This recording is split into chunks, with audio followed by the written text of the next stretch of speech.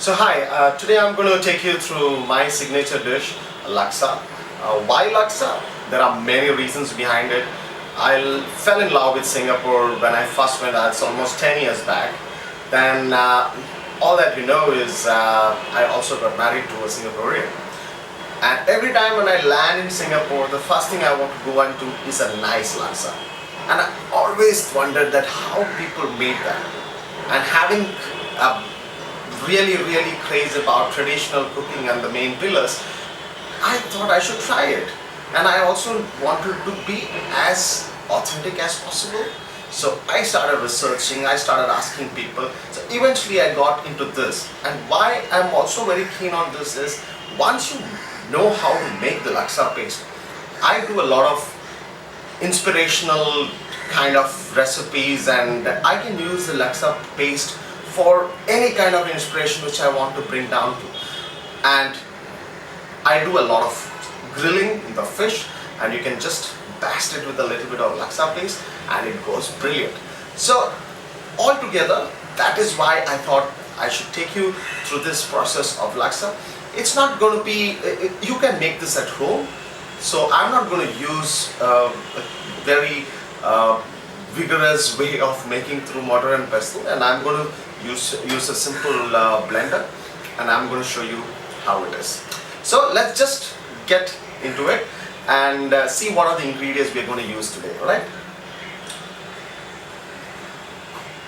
You have 200 grams of shallots. So you have 25 grams of dried shrimps, Thai red chilies, 10-12 of them, and you have dried chilies, again 10 to 12 of them, and one ingredient you always need to understand is to use the balachan, a small 1-inch piece of balachan, which is like, it can take this recipe to the next level. 4 to 5 candle nuts. If you don't get candle nuts, you can always use macadamia nuts, and 1-inch piece of galangal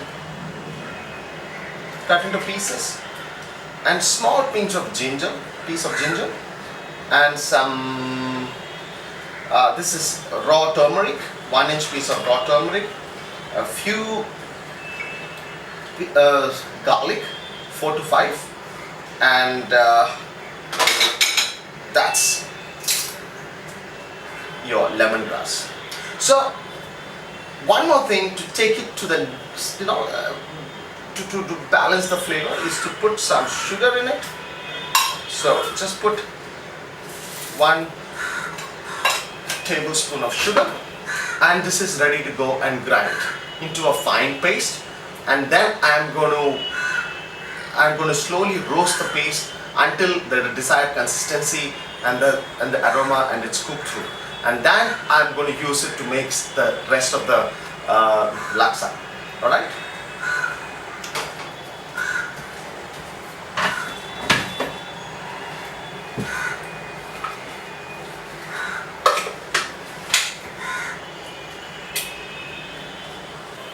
So once it's ground to a fine paste, so what you need to do is to put it in a nice thick bottom pan, and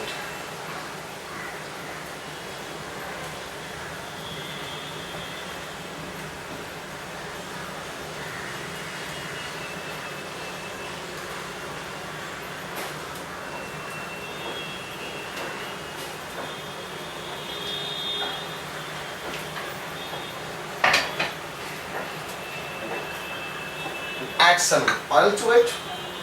Approximately half a cup to a cup of oil is required, because it has to slowly get roasted in this oil.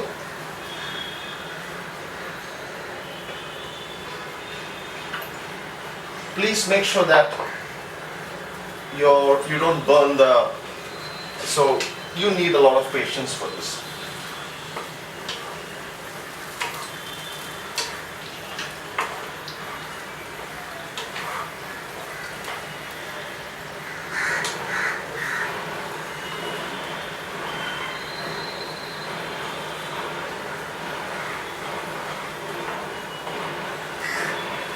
might wonder,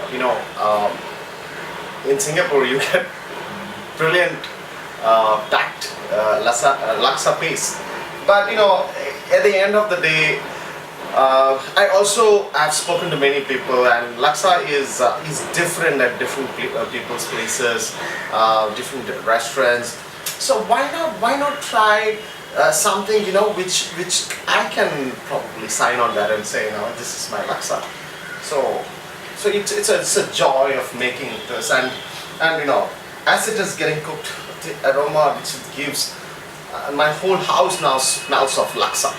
And I'm sure that my neighbors are also peeking through, as I'm taking this video, making this video, to see that what this guy is up to, Anyway, so roast this, and it's going to take 20 to 25 minutes. So be patient, and then we will use that paste to make laksa.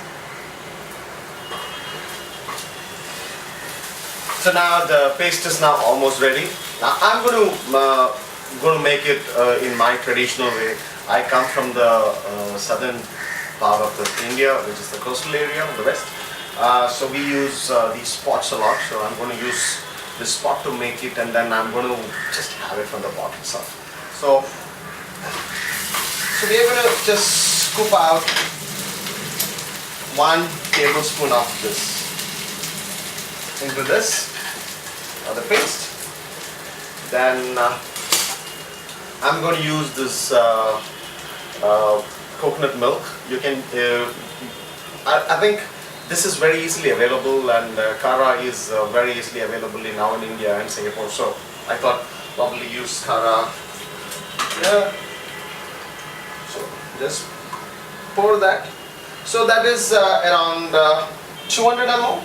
So you just need to double that with another 200 ml of water. So just double it, and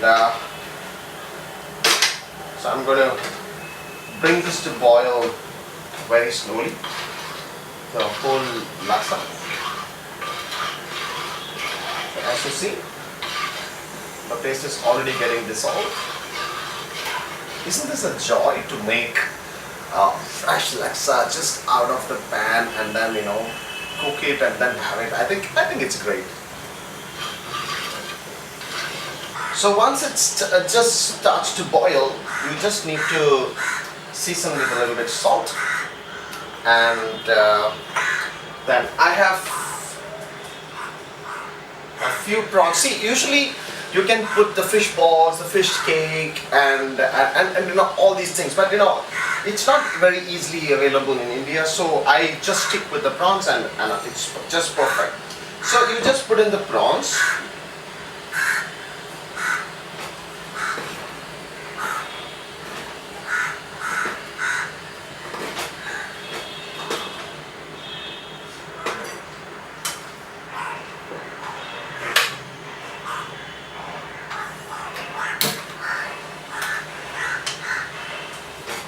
So you just put in the prawns, and as the prawn is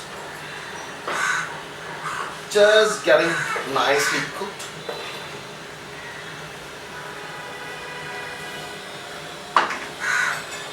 so I have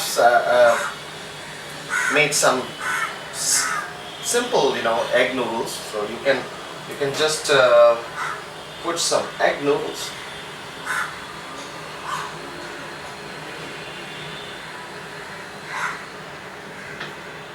And just stir in the egg noodles. So you will see the. So let's see whether we can. Let's prawns up. And I'm going to garnish a little bit with some sprouts and with an egg, and garnish it with some coriander leaves, and that's it. Voila! That's your laksa. I just want to take you a closer picture. Every morning I wake up and I think that what I'm going to do next, and every time I travel, and every time I eat, and every time I get inspired, and when I create a recipe, I always have this dream of starting something very boutique place where I can showcase my creativity, my food, and it should be a small, cozy place where simple food, simple flavors, but people keep coming and coming back and back again. And I also have a dream of sharing everything, whatever I learn, and whatever little I learn, I always share with everyone. And I also want that place to attract the top chefs and come and showcase some of their experiences and translates into food.